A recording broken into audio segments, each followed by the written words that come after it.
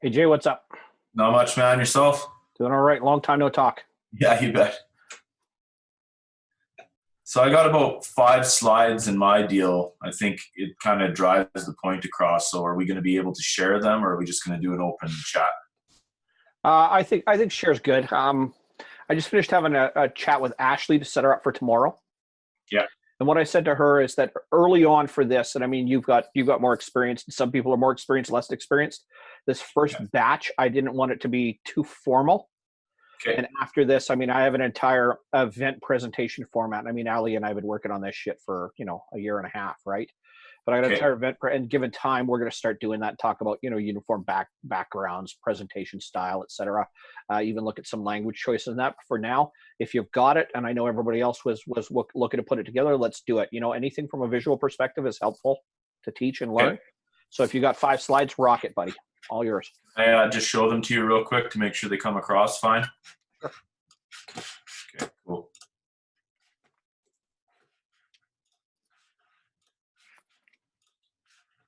So this is basically it. Done. Cool. Okay. Yeah. Okay. Yeah.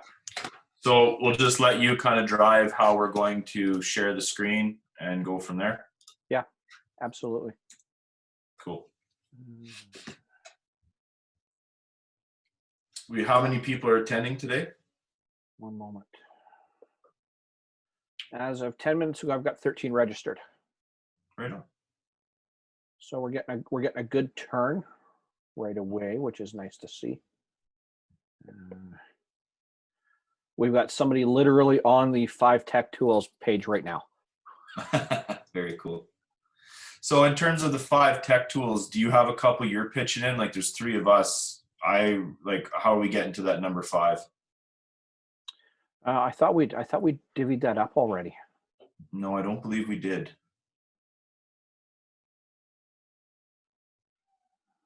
So I think Shane has 2. I have 1.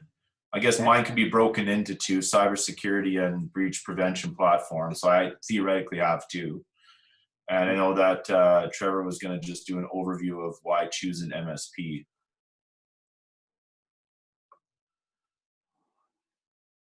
And that was, I believe, one moment, please.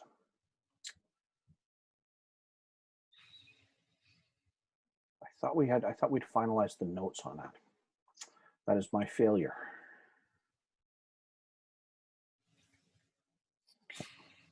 Well, we'll pull the Bill O'Reilly and just F it. We'll do it live, right? What 2 topics do you have again? Or what do you have that's Well, a one slash just, 2? Yeah, I had cybersecurity training, and then it bleeds into my breach prevention platform where we actually do like the testing. So I've got 2 that I can offer in the same kind of stream.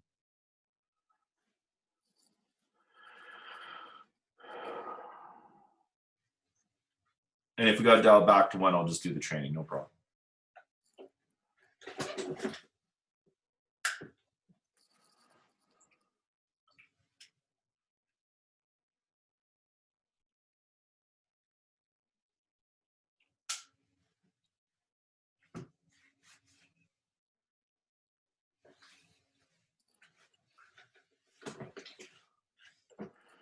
Okay, so we've got cybersecurity, and then that segues into breach training. We got password managers and MFAs, and we got MSP. There's our 5 topics.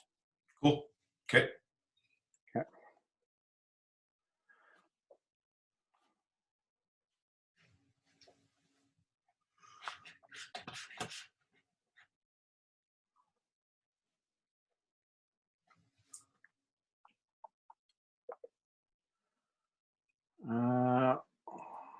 Who do we have coming in? Let me see who we got.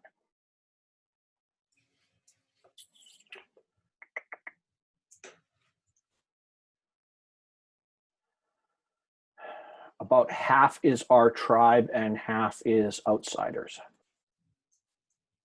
Even mix. It's all right. So that's okay. I mean, Trevor registered 3 tickets. Shane registered 1. We got Stacy and Ben. Is there Zach from Eden on there? Yeah. Yeah, that's my guy. Okay, cool. So we should have a nice little mix. Yeah, should turn out good. So the format of how you do this, do you do a Q&A at the end, or is it just typically round table and then we end it kind of deal? We'll go round table, and I mean we're on about 7 to 10 minutes a topic. I mean, as we discussed earlier, having about 10 minutes a pop, if you will.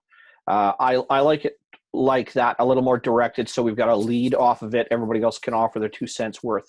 I'm good with people asking in line, not saving it to the end. We tend to lose something like this. It's to educate and teach first and foremost, and that way when people ask whatever weird question is going to crop up, if they do, you guys look like the experts simply because you're answering as subject matter experts during in line. But I'd like to preserve a little bit, so I'll take a few minutes to introduce everybody, and then I'll get you guys to do a little more of that damage yourself.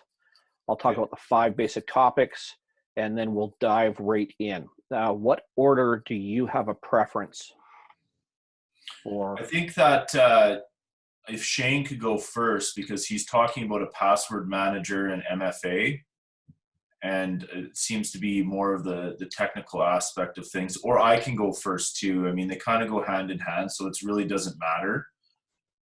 Whatever you decide, Mitch. Like I either way, I'm good. If Shane wants to go first, fine. If not, I'm happy to lead the pack.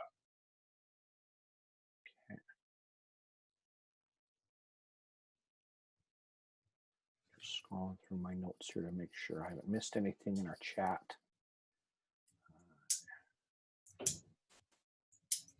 You'll moderate it though, so if we do get a question, you'll announce it. Okay, great. So Shane said not to be that guy, but my topic is not a lead-in, but rather a segue from cybersecurity. So it should likely follow you. Yeah. Yeah, no problem at all. Yeah, and then Trevor's coming in last, so that's good.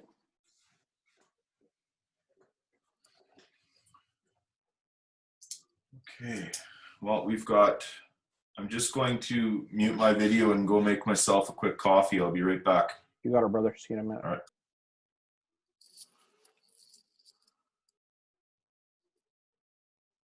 Up my PowerPoint too?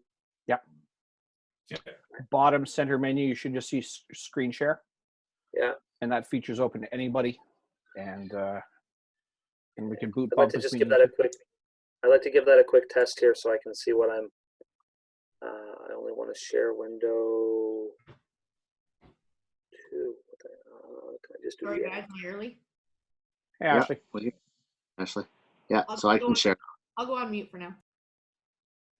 Shane just hijacked you, Trevor. Yeah, I can tell. I just wanted to make sure I was showing just the presentation. Yeah, you try now. Go ahead.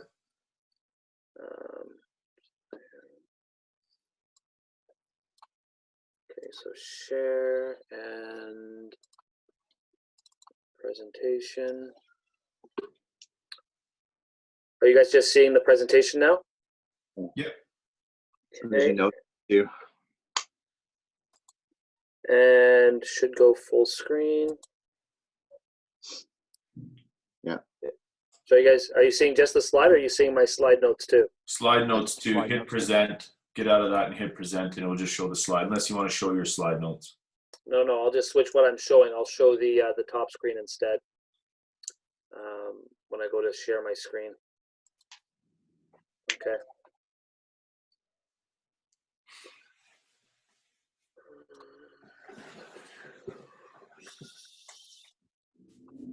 Share. Thanks for reminding me, Ashley, to turn my phone off for sound. Yeah. Anytime. Yeah. I like your acoustic, by the way, JD. Thank you. Hmm. This is my electric, Yes. and this is my acoustic, and this is how I keep my sanity. I lock myself away in my bedroom. That's how I keep mine. My kids would find me there, so that's not an option. Locked door.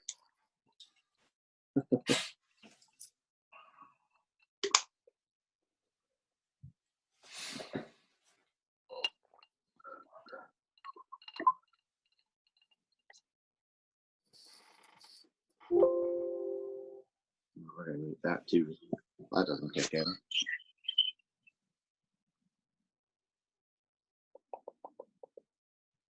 Go.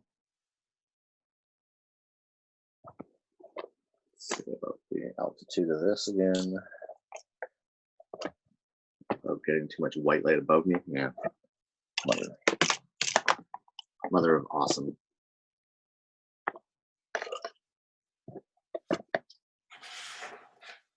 There, cool. Alan, good day, sir. Hello, Mitch. How are you doing? Doing well. How are you doing, my friend? Slow. Imagine so. I had a few lucks last week, but nothing major. That'll start to change right away. How do you say right away? The amount of bid quote work going out, commercial industrial is increasing. I know you primarily do residential. And once people start going back to work in the next 3 or 4 weeks, people will begin doing those other things, or they've been sitting at home staring at the problems that they've had repeatedly in the face for 16 hours waking every day, that finally they're going to be sick of not dealing with them. And also it will have been long enough that the first wave, second wave in phase 1 for illness will take over, which means that chances are inviting somebody into your home to do some work is probably safe at this point, simply because if I don't have it and you haven't been sick, we're probably okay. And that's what math says, not psychology. Well, I've been into a couple of houses where people have just come from overseas and stuff like that, been on their 2-week lockdown. I keep my distance and don't shake their hands, and sterilize the business card before I give it to them.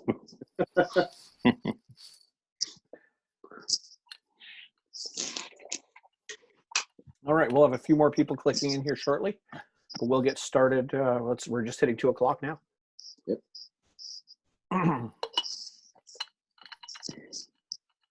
So welcome everybody, Monday afternoon, and we are moving into once more Syndicate's presentation for business related and business level education. And this is 5 tech tools that every business will need, has need of, and is going to need moving forward. As our next guests come and join us, we will of course be looking to catch them up. And I've brought 3 exceptionally experienced experts in information technology, or IT for short. They're going to share some of the wisdom, theory, and what's going on in our marketplace right now, what stuff we need to be mindful of course, and then as everybody else comes in. We're going to break it into 3 different segments, our conversation today. The 5 developed topics that we're going through, each one is going to panel or chair that kind of conversation. We're going to get some input from the other 2 speakers as well. If you have questions, please feel free to ask them in line. In other words, as we're talking, do not hesitate to ask. You do not need to wait to the end. And then when we do get to the end, we're going to do a short Q&A. If you're looking to communicate with the speakers as well, you're going to get a shot to do that then. And our topics are going to range from cybersecurity, breach detection, breach containment, password managers, MFAs, and MSPs. Then, of course, we'll go into the Q of A. So with us today is Jay Netter, Trevor Banu, and Shane Carter. And I know all of them severally and equally. Shane for the longest.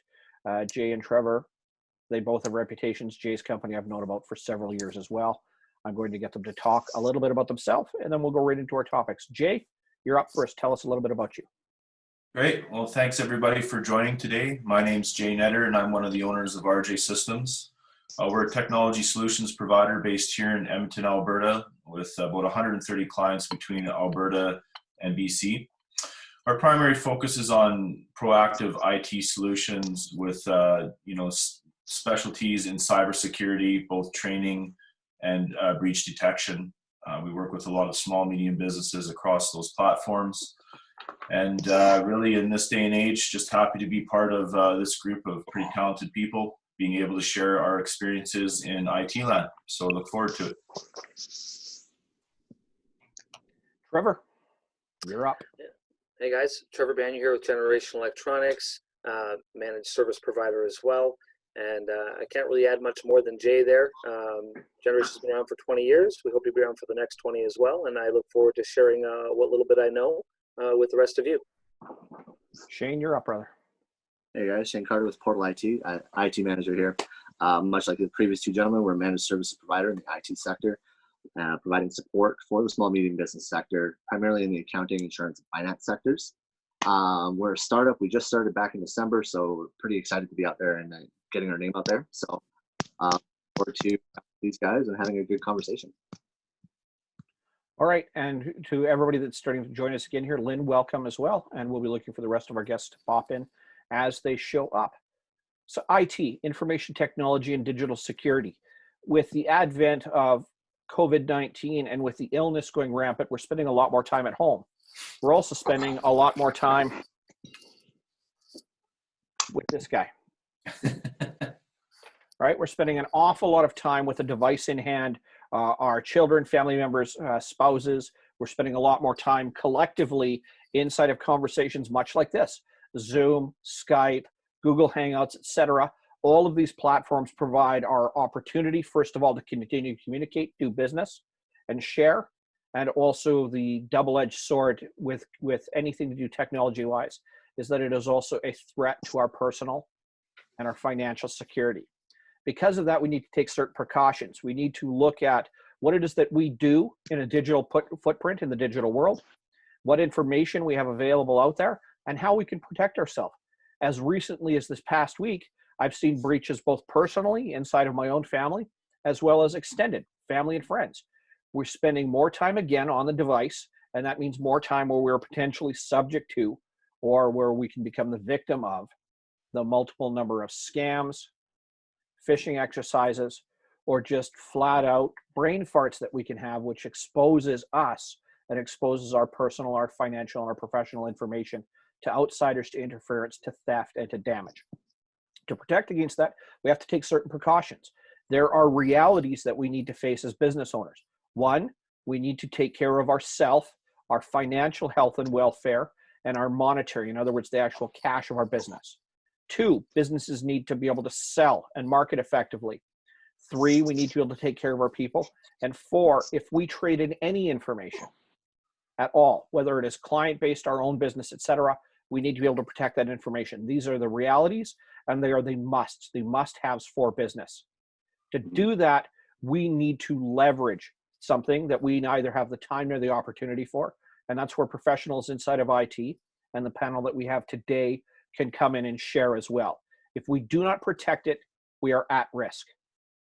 The more precautions we take, the less likely we are to become a victim. Now, why I say less likely?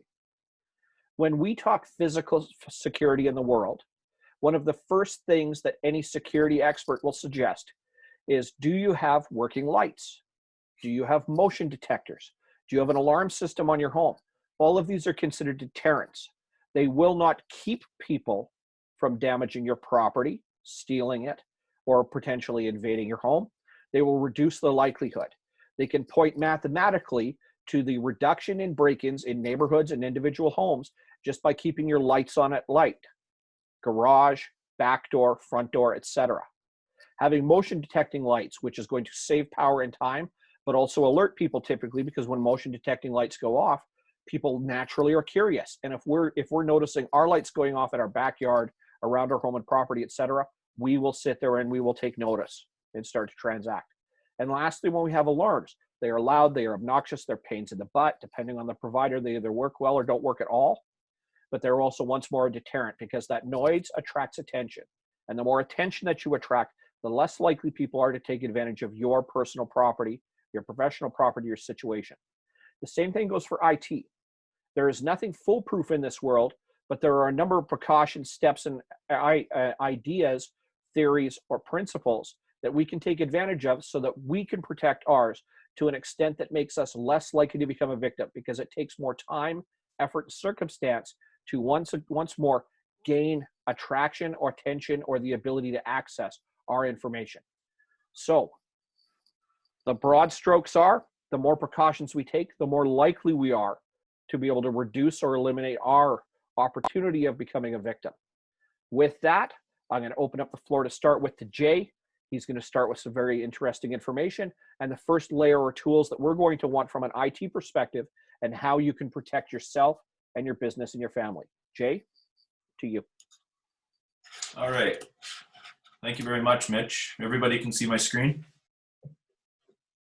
Good. So my contribution today to the 5 tech tools is focusing around cybersecurity training and our breach prevention platform tool that leads into that. So really what we have to realize is that our staff and our teams are our biggest asset, and they're also our biggest risk. And so they are the people that are using your platforms and your systems to drive your business, and they are ultimately the targets. And so where we need to focus time and energy on, from my perspective and our contribution, is training those people to avoid these sorts of threats. So there's some common misconceptions around, why somebody would need or wouldn't need cybersecurity training for their staff. And we hear this all the time. We get, my employees are smarter than that. That's a big lie. My employees don't have time, another big lie. We are too small, probably the biggest lie. We don't have valuable data, that's up there as well. And one big misconception is we're covered if a breach happens. Now, we could have an entire different webinar around what cyber insurance covers. We won't get into that today. The whole purpose of our tool is to ensure that you have the training you need to avoid these sorts of threats. Now, and I just want to address the one misconception that, small businesses aren't at risk for breaches. They're probably the most at risk for breaches right now. That's the low-hanging fruit for the bad guys. If you really think about it, especially with this pivoting away from working in the office and having to work from home, they are sitting there, chopping at the bit, trying to take advantage of this kind of chaos that's happened. And so how do they do that? Well, really, they're social and engineered attacks, whether it's a phishing attack, spear phishing attack, impersonation. This is how they're going to infiltrate your business, and they're going to do it by getting to your team. So on average, 71% of breaches out there are in small business, and that's a space that all 3 of us providers here work in and have expertise in. So you need to take a layered security approach to ensuring that you shore up your security defense. And the number one step towards that non-system aspect of things is employee training and defense. So our company right now, as our kind of give back to the community, is offering at no cost, no commitment in terms of working with us, cybersecurity training for your company and your staff. And what this is, it's a 4-module video course that gives you the basics of how to spot probably 90% of the attacks that are coming in for small business out there. This will train your staff on how to find phishing attempts, how to spot things like ransomware, all the way down to how to check the headers on an email to make sure that it's not being spoofed. The next step is something that Shane will probably talk a little bit about, which is the actual systems themselves that protect you from said breaches. The third layer is the maintenance of those systems, where the 3 of us really spend a lot of our time and effort to ensure they're running top-notch to industry standards, properly patched. And the last layer is kind of that safety net of financial recovery if all of those systems fail and all of those layers are breached. Now, why employee security? Well, the reality of it is that 79% of IT providers reported that their clients were struck by some level of ransomware or were breached in the last 2 years. That's a phenomenal amount of companies if you think about that in the small space. Now, a lot of people are just paying the ransom because they don't have a proper IT provider, technology solutions provider, to help them navigate or shore up against these threats. So it's easier to just pay the $500 ransom and think you're fine. But if any of us have ever watched any sort of hostage-based movie before, you're not fine. They'll come back as many times as they can. There is no honor amongst thieves. So don't think that these people have a conscience. They do not. They don't care. They want your money. It's as simple as that. 66% of IT providers reported that phishing emails were the top ransomware delivery method. Well, you might say, I have a spam filter. Who cares? Everybody has a spam filter. If you use Office 365, you have a spam filter. It doesn't matter. The people that are executing these sorts of threats know how to bypass those, even the best ones. And so almost all of these companies lacked end user training. So being a little bit proactive and making sure your team has the necessary education to do this will stop you from getting these sorts of attacks. So what's the actual cost of a breach to your business? And, you know, a lot of these other things can add up, but what people don't realize is once you start executing your cyber policy, a lot of these things will be pushed upon you, but could be completely avoided. You know, let's not worry so much about the monetary aspect of things though. What about the hit to your reputation? The hit to your business's reputation could be what actually puts you out of business from a ransomware attack. If you're in the financial industry, if you're in healthcare, and it's known that you have to release when you've been breached, who's going to want to work with you, right? So there's an unintended cost and consequence to that. So basically, to start with, the first tool is our cybersecurity training platform. So very easily digestible cybersecurity tips, how to get end users to avoid falling for these sorts of tricks. So the first step, we'll always do a dark web scan to see if your company has been compromised on the dark web, and we'll give you that baseline security training for all of your staff at no cost. This positions your company to ensure that, hey, we understand the basics of phishing and malware and impersonation. We know that this email looks suspicious, so we're not going to click on it. And from there, you can start developing your own internal policies of how people within your business are supposed to use technology.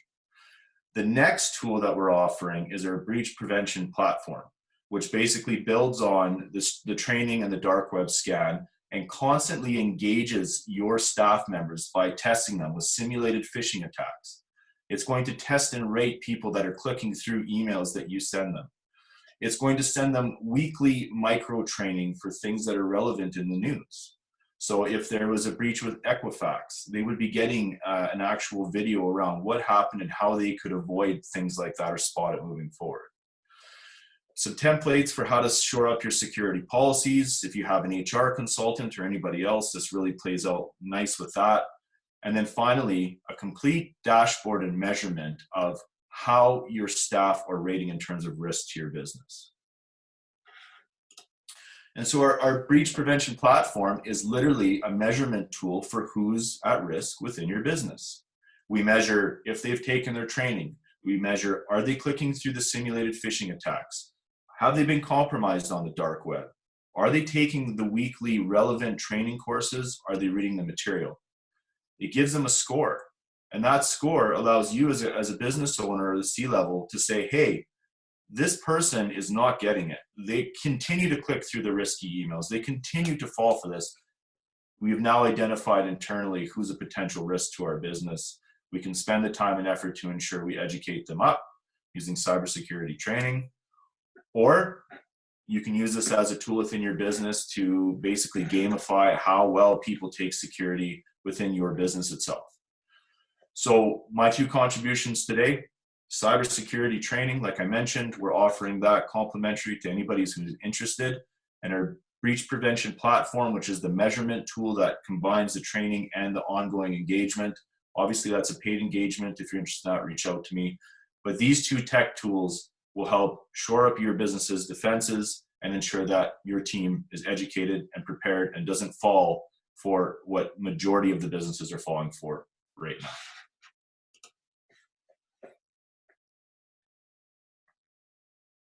And that's it for me. Jay, thank you very much. I've got a couple of questions right now from the floor. Ashley, go ahead. Jay, just wondering how we get access to that cybersecurity training that you mentioned. There's a link that I've sent out. I can even post it in the chat here, or I'll hit you up directly, but I do have it on LinkedIn as well. So there's a sign up form, and once you do, then I onboard you onto the system. Okay, perfect, thanks. You're welcome. Any other questions or comments? Feedback from the panel. Trevor, Shane, thoughts? No, this is powerful information. The only thing that I could add to this is that, you know, this information is the key to the strongest lock you can provide your organization. Once they know what to look for, once they've seen it themselves, well, the numbers don't lie. 80% of your problems go away. I had a customer, this was a few weeks back. She was so afraid she unplugged her alarm clock thinking that it could be compromised too. It's real. It's out there. you don't think you have weak links, they're everywhere. Get them educated. I like the addition of using it as a metric for your overall performance of your organization, seeing how healthy it is in terms of cybersecurity and ways to actually provide value back to your staff to make sure that they're protecting themselves as well as their business. That was a really good presentation, Jay. Thanks. Thank you. Other questions and comments from our participants before we'll move on to our next expert? And make no mistake, you don't need to jump in if you don't want to, but if you do have a question, do not hesitate, because this is a great time to do it. Otherwise, all right, let's move along. Shane, you're up, brother. Hey guys, so Jay touched on cybersecurity and a lot of the tools that go into it. Some of it is educate, a good portion of it is education, and really it comes down to making sure you have the most amount of tools available to you to help mitigate and almost eliminate the ability to be targeted. So my discussion today is going to be revolving around password manager and multi-factor authentication, otherwise known as MFA or 2FA. So I'm just going to get into this real quick. Just give me one quick sec to share this out.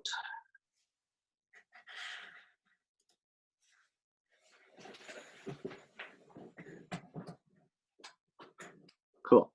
You guys can see that okay? All right. So one of the biggest tools that you can have, both personally and professionally, is password manager. We're going to go in around the methods of password compromise, common password creation mistakes that a lot of people go through, even ones that are seasoned professionals in generating passwords, and why you actually should have a password manager. So at the end of the day, the weakest link for you is you. And if you can help shore up your defenses by having a strong password and making sure that password is protected in a secure way, then at the end of the day, you're ahead of the game for a lot of things that are going to be happening in and around your organization, in and around your life.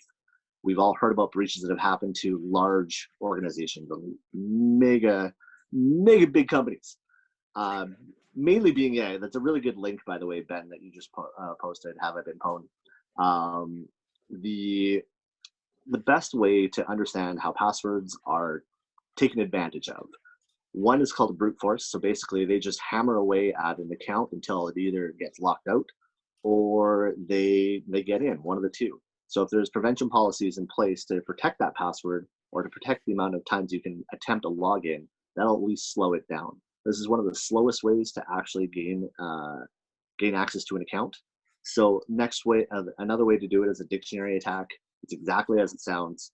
They basically take all the words in a dictionary, slap it into a giant file, and test it against accounts, whether or not they have those account names like John Doe at mycompany.com, or they are just attempting a blind attack. That's also possible as well. Another way to do it is what's called a rainbow table. So basically what they've done is so a breach happens. They've sold your information on the dark web, and they've made sure that the information is for sale, essentially. Someone buys it up and they put it into a big text file, and they use applications to essentially just attack those accounts. Typically, they're against accounts that are already known. So for John Doe at mycompany.com or Jane Doe at mycompany.com, so on and so forth. A very common way for this to happen, though, and this is unfortunately where really getting that cybersecurity training is essential, is social engineering. Basically, someone posing as an IT person and walking into your business and saying, "Hey, I'm an IT guy. I need the password for this application. Can you help me with that? I sent it out, but I just need it." And basically through urgency and through a slip up in conversation, you let go of what that password is, or at least where it is, and that's the end of the game. The easiest way to break into a car is to have the keys, right? And there's also something called shoulder surfing. So basically just looking over your shoulder. Someone walks in posing as a courier driver, posing as skip the dishes, and they just happen to be peering over your shoulder as you type in a password or as you type in a PIN number. And again, that game is, you never even knew it happened. You didn't even have a conversation with that person. There's many other types of attacks, spear phishing, as Jay mentioned, guessing, spidering, offline cracking, and malware, all of those. So common mistakes in creating a password. Apparently that all got blanked out. That's okay. So I can do this without ever needing this template. But basically, common mistakes are using names, common names, common places like cities, states, provinces, so on and so forth. Using passwords you've used elsewhere. So if you use the same password of Facebook as you do with your bank account, as you do many other locations, and then that password has way less strength than if it was only used in one location. Another common mistake is utilizing like Batman, let me in, password 123, QWERTY, QAZ, WSX, so on and so forth. Those are, again, common keystrokes that are going to be plugged into that rainbow table. They're going to be tested against your account, and it's just going to compromise you. Another one is using weak passwords, using the bare minimum length of a password, saying 8 characters, uppercase letter, lowercase letter, and a number, or a special character. That itself only takes a few seconds to crack. Really, there's only so many permutations that can happen. They'll either brute force it, or they'll use a rainbow table, or blah blah blah blah blah. So many ways for that to be compromised. And there's a few other mistakes that can be made. Writing it down, leaving it in an open place, leaving it on a sticky note attached to your monitor.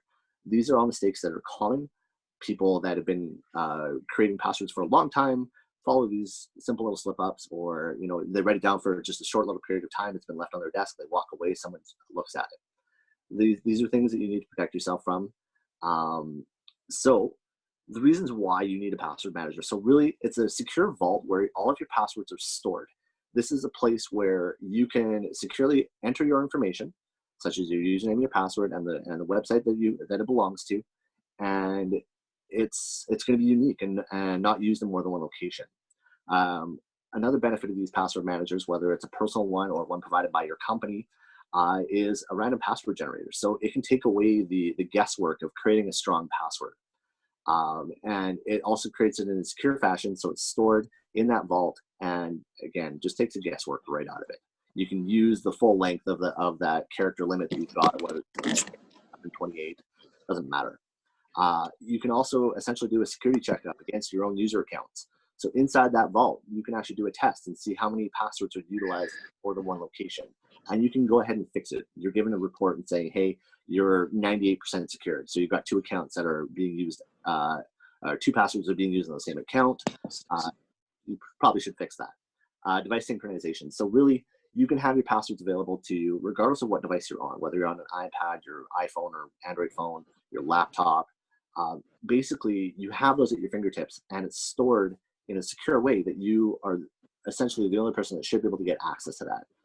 And as mentioned before, it's a secure way to store your passwords. So with a vault secure behind a master password and multi-factor authentication, which I'm about to touch on, you should have almost no reason to not have access to those passwords, but making sure that nobody else has access to those passwords as well.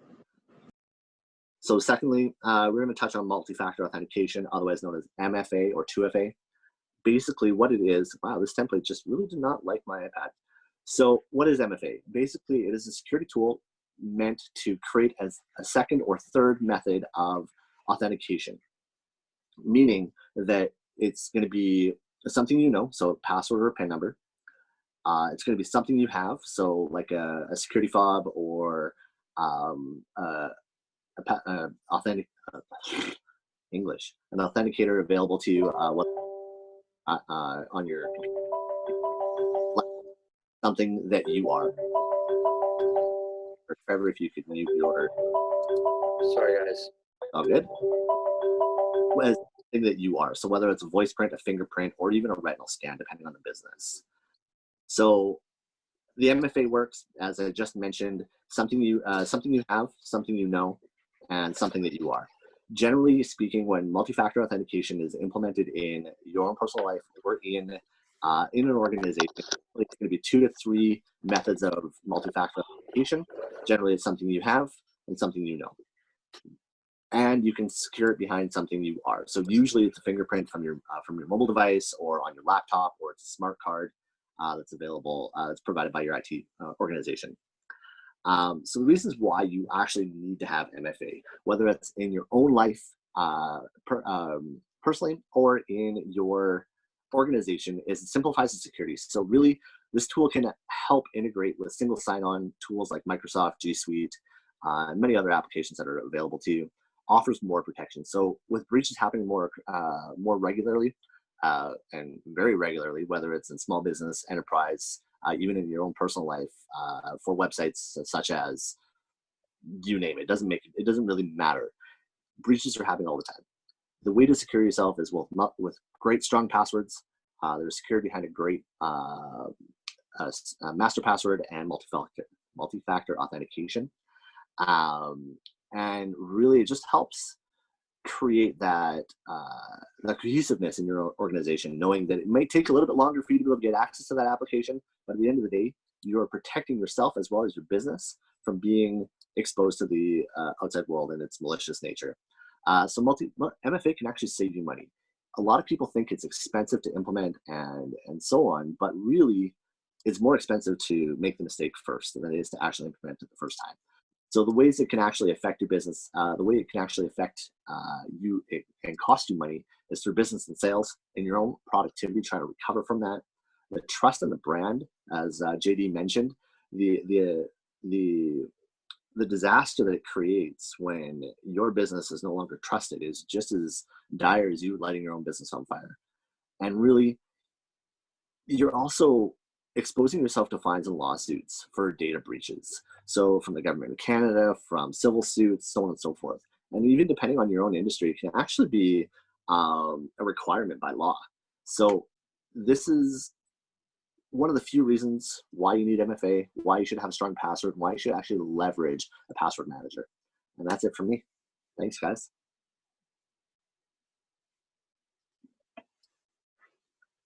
Shane, it's Ashley. I just have a question for you. Sure. Would you recommend something like LastPass as a item that helps protect from these kinds of things and allows you to change up your passwords all the time?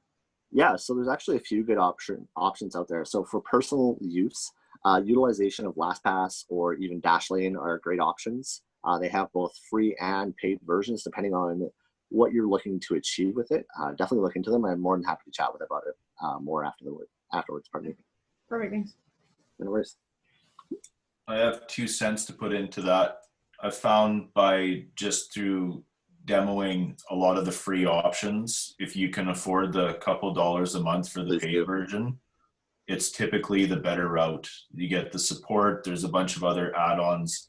So although free is nice right now, I would seriously consider, especially for personal use, because you're talking literally a couple bucks a month, like maybe $20 for the year. But some of the features and integrations that come with the paid versions are well worth that nominal amount of money. Absolutely. I always like to say, think of this like your house, right? You had somebody living in your basement, renting out a room. They leave. You change the locks. Cost $3. Do you really want to risk maybe having somebody show up? You don't know who else has a copy of the key, when they're going to come or go. Just take the hit. Do it. It's not worth it. Yeah. Spend the money. Absolutely. Anybody else?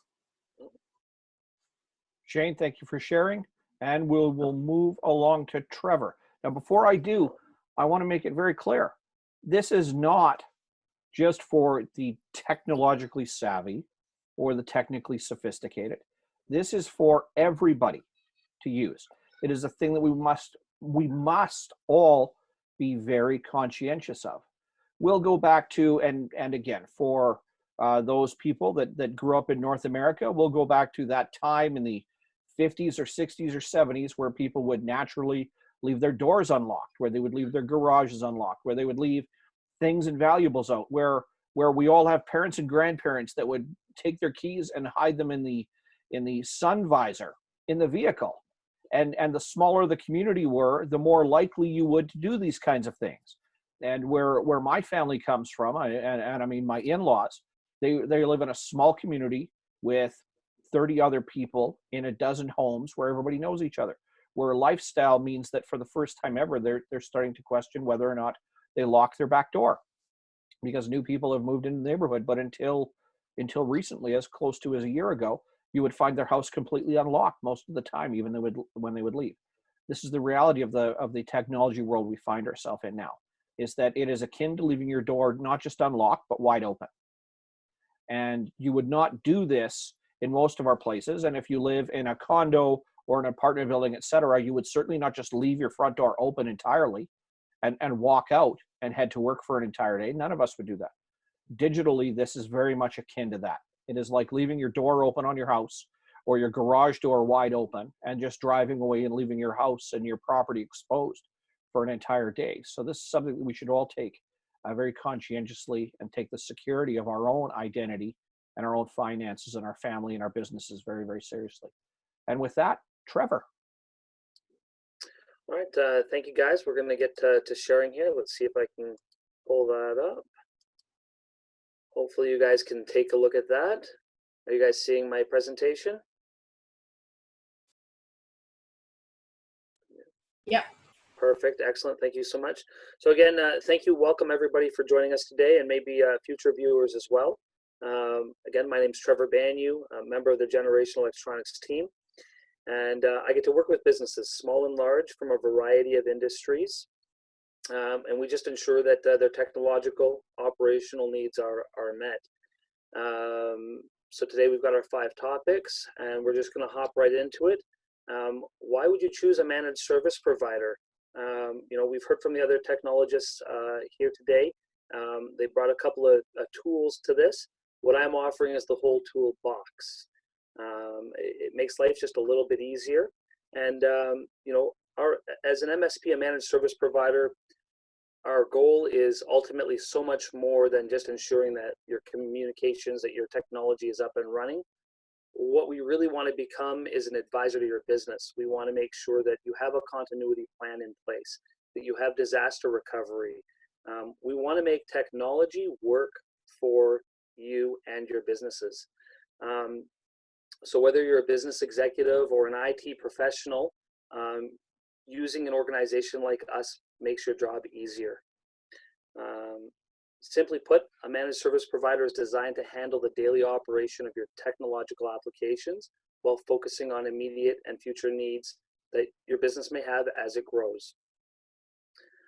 Partnering with a dedicated MSP allows for in-house IT professionals to focus more on the strategic needs of the business, while freeing up the team, the rest of your team, to focus on core competencies. So my counterparts are going to tell you, your business is your business.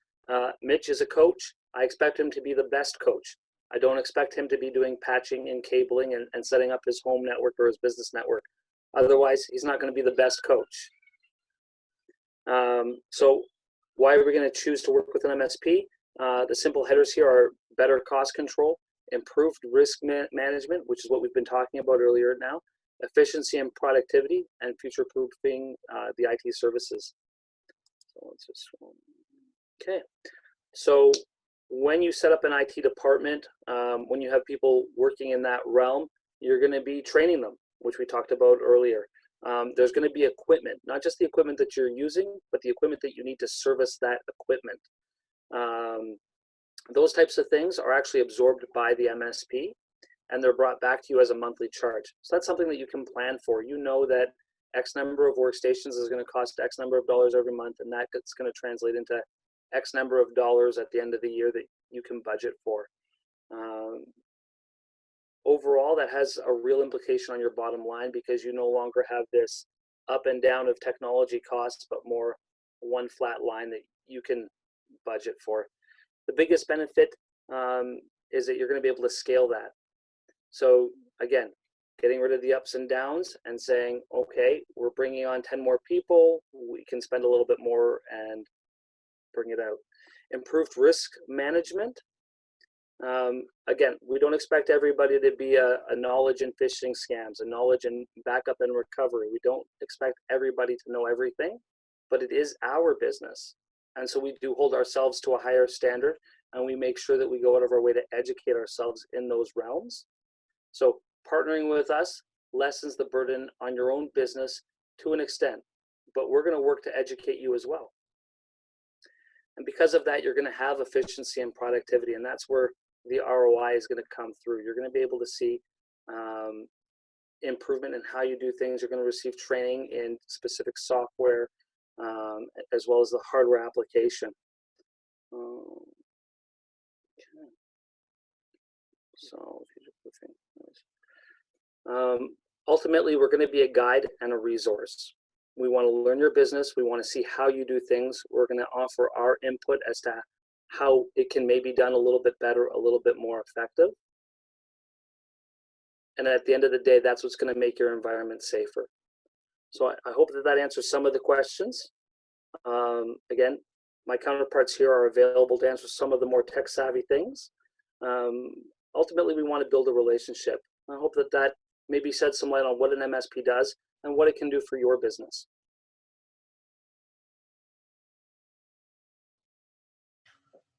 Can I add a couple things to that, Trevor? Do you mind? Absolutely.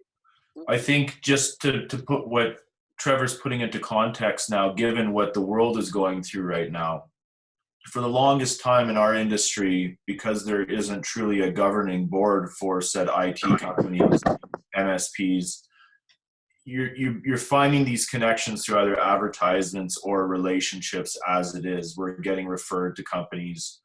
We have standards that we need to work within as well, because we need to ensure if we're going to work with you, you're willing to commit to putting in the necessary foundations to give us the tools we need to support you.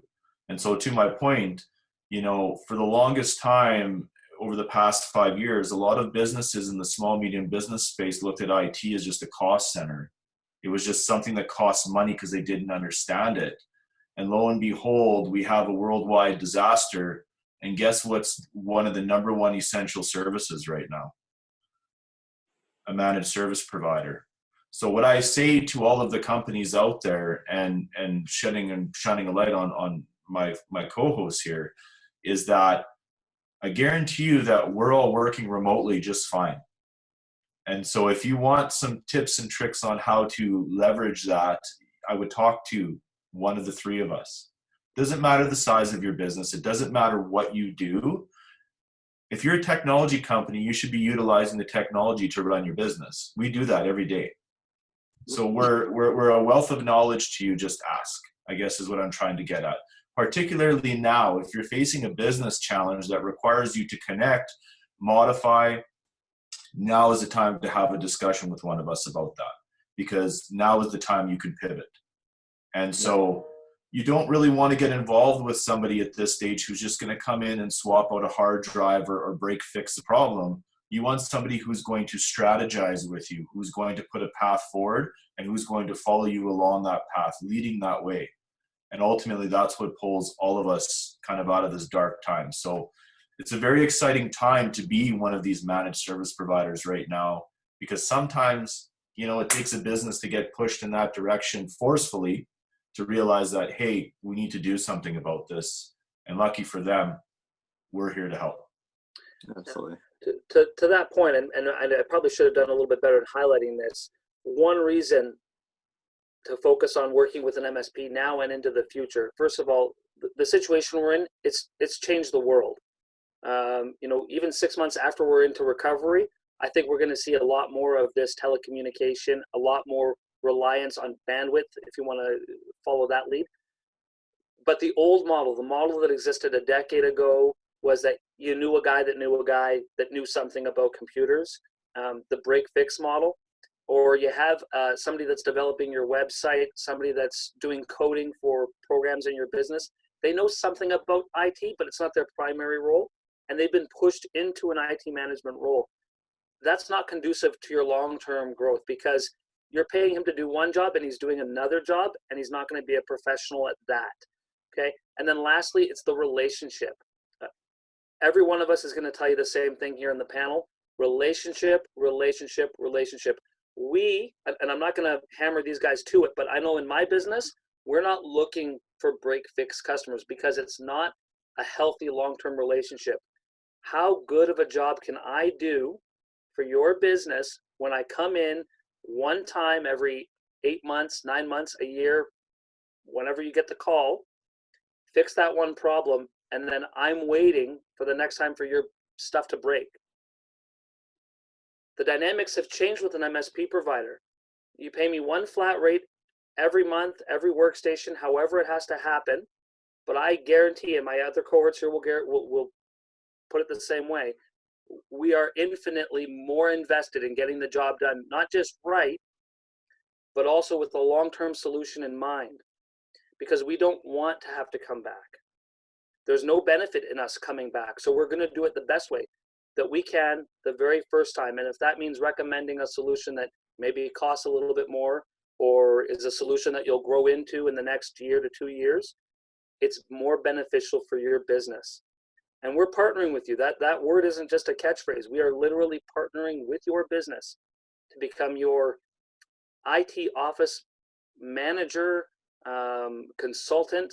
You really do need to think of us as a staff member, because we're going to sit down with you quarterly, semi-annually, and put together that IT plan for your business. Just like when you're looking at your personnel, are we going to need more bodies next month, next year? Are we going to need more workstations? Are we going to need a bigger server? When is the end of life? Just like any fleet management that you're going to take care of. Well Shane, said, Trevor. anything to chime in, Jay? Yeah, I can add on to that just a little bit. So a lot of the time you've got this guy that knows IT, and maybe he's actually quite competent at it, but at the end of the day, he has only 24 hours in a day. He only has so much capacity. A managed services provider is out there to make sure that we have capacity to support you in anything that you have going on in your technology. So whether you have your internal IT person that takes care of the majority of the work and wants to offload some of it so we can focus on projects, or you have some projects that need to be taken care of and just doesn't have the capacity or the know-how or the just the ability to be able to take care of it in a timely fashion, managed service providers are there to take care of that for you as well. We help plan for the future, we help plan for today and tomorrow, and we help take care of what happened yesterday as well. So that's why we're here. We want to make sure that you as a business succeed. We are skillful and knowledgeable about the tools that you're using, and we want to, go arm in arm and make sure that everybody in this marketplace is actually healthy and thriving. So that's why we want to work with you. For the audience with us now, and for those that will get an opportunity to enjoy this webinar in the future, MSP is an important distinction for the reality of small to medium business now. Managed service providers are, in this context, technology providers as well. But for many small to medium businesses, the reality of being able to afford to maintain IT or IT services internally, their own marketing department, their own human resources department, is rapidly coming to a close. Most businesses are looking to divest or move away from making a direct cost analysis or a direct investment in a dedicated full-time person who will handle their technology needs, that will handle their people capital, their human resources needs, that will handle their marketing needs. Businesses are starting to dial down further and further and further, where the smaller the company, the less specialized people are, the more multi-hat units. And so you'll see sales people doing installations. You will see operations people helping with frontline customer service. You'll see primary managers, leaders, or business owners handling everything from hiring and onboarding straight through to the marketing cycle, sales cycle, et cetera. So the more of these services as well, managed service providers, is about providing an outside service that has a cost certainty and a cost base. It makes it more affordable to have the same protection, same leverage point that we're going to get from an internal resource. But as Shane just alluded to as well, is that person has a finite shelf. They have vacation time, downtime, sick time, time away from the family. In the instance we're at right now, even in IT world, we can still have people that can be away taking care of families, et cetera, because of the crises that we're facing with a worldwide pandemic.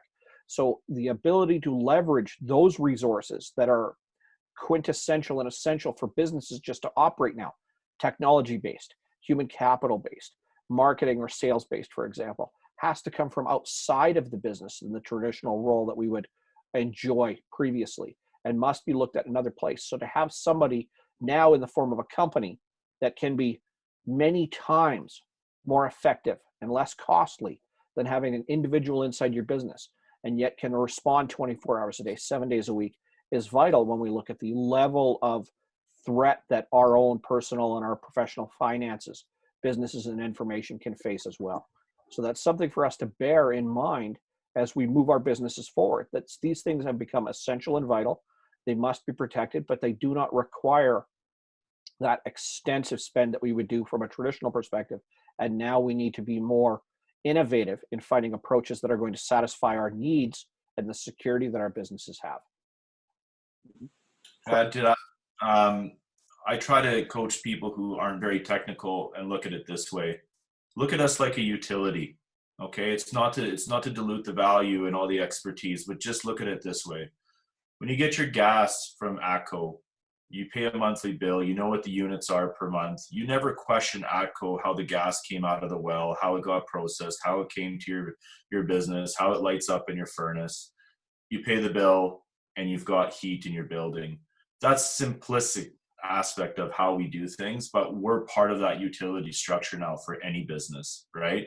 Just as important as a proper internet connection, just as important as having a lawyer and an accountant or anything else, that utility aspect, when you're looking at the cost of running your business, build in the cost of IT through a managed service provider. Know what your per user cost is, because eventually if you're going to pivot and utilize technology as your competitive advantage, you need to know that anyways. And once you have that, you realize, hey, that's my run cost per employee to have the tech stack or the MSP working with me. And because of that, I get all of this value. And so if we're going to layer on this technology, or we're going to go after this much more business, this is how we scale that out, knowing right from the beginning that's our cost.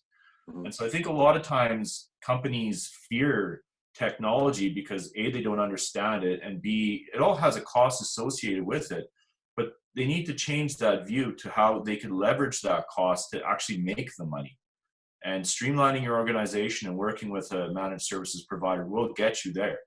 You're trying to do it all yourself, you might think you're saving money, but I'll tell you what, probably everybody on this call realizes that if somebody else is doing it full time and that's what they do, I'd rather partner with them and have them do the heavy lifting and protect me so I could focus on growing my business. And that's truly where we can provide a lot of value. Yeah. Questions or comments from our participants and guests today? Any thoughts or ideas?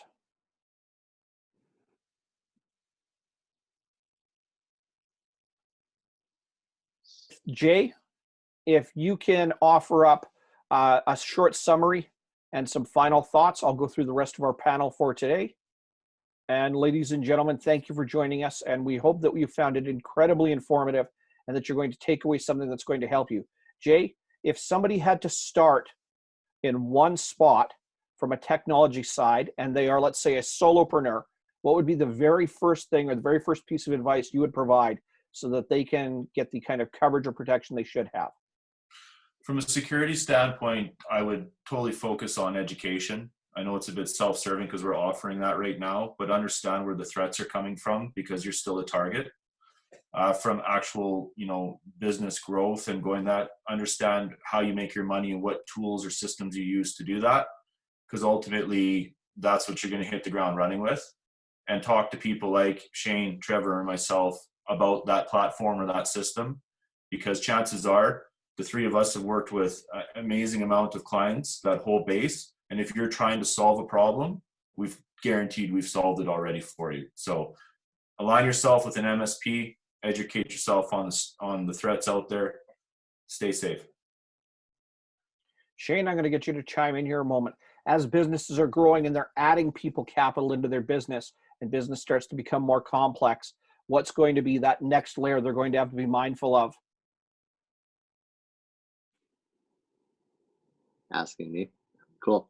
So as they're adding complexity to their environment, when you're looking at software, when you're looking at solutions and hardware and things like that, understanding your per device costing or your per staff costing is quite important. It allows for scalability, but it also allows for the ability to be able to plan for the future. So beyond knowing what your cost is going to be, you also know what your cycle is going to look like as well. So with hardware, we have what's called an evergreen solution in place, where we will actually help you identify the assets you have in place and also what their life expectancy is going to be, whether that's a 3-year cycle or a 5-year cycle or an 8-year cycle, whatever that works out to be. We're here to help you understand the cost that comes with IT. Yes, there is a cost that comes with it. We can't help or we can't stop that from happening, but we can help guide the conversation where you actually get that return on investment and you get the real ability to leverage that technology to its best use. Fantastic. Thank you for that. Now, Trevor, we're on to you, and then I'm going to get all three of you to offer up one last thought here as a panel as well. We're looking at businesses that are starting to scale, they're capitalizing, and they're really looking at growing, or we're looking at new threats emerging right now. What is going to be 12 to 18 months from now? What should people be mindful of so that over the next year or so, their technology is going to keep pace? Because as we know, and once again, I'm going to wave it into the view for a moment, you know, we got this guy here. This changes every 12 months. In fact, 2 versions rolled out of this phone here in the last 6 months. So what should we be mindful for over the next 12 to 18 months? So I think you've just really hit the nail on the head. You know, yeah, the phones are updating rather quickly, but so are your server components. So is your printer. There's a plethora of back-end devices. And this is maybe the one big discussion I have quite regularly with people that I'm interviewing. It's like everybody works inside of the box. They work with the keyboard and the mouse and the monitor. The MSPs here, we work outside of the box. Everything where those cables go back to, in the back room, in the tech closet, but that stuff all needs to be updated. That somebody has to be there to update the software, to physically update the device. There are those components, and they will expire in the next year, 2 years, 6 months. And the moment that they expire and you don't replace or upgrade the software, you've left the door open. So if you're doing all the right things by having an antivirus and you're educated with the phishing and all those other things, it's like locking the shutters and the windows of the front of the house, but leaving the back door wide open. And so, again, every MSP here is going to tell you, we don't expect you to know absolutely everything about it, but do get educated and then be aware and then realize, like, you know, if you had a fleet of vehicles, you wouldn't be out there doing all the oil changes yourself or doing all the brakes yourself. You'd hire it out. That's exactly the service we're providing for your tech. And your tech is just one component that makes up the whole backbone of your business. And so what to be mindful? Well, you know, the threats are coming from people, and they're very, very creative. HP put out a report just a few weeks ago saying that the biggest threat they're seeing coming on the horizon is your wireless printer, that the wireless settings haven't been turned off and that they're gaining access to your network. And again, it's all that stuff in the back room that nobody's thinking about because it's not in front of you. It's not the keyboard. It's not going to pop up in front of you. And maybe to finish that off, I'd say that we've seen a dynamic shift in what does a compromised system look like in the 90s versus today. It's no longer the ability to stop your computer from working or to stop you from doing things outside of ransomware. It's, you know, a successful hack today means that you don't know what ever happened. It's sitting in the background, quietly collecting your keystrokes, quietly collecting email information. They don't want your business to be disrupted. They don't want your computer to be slowed down.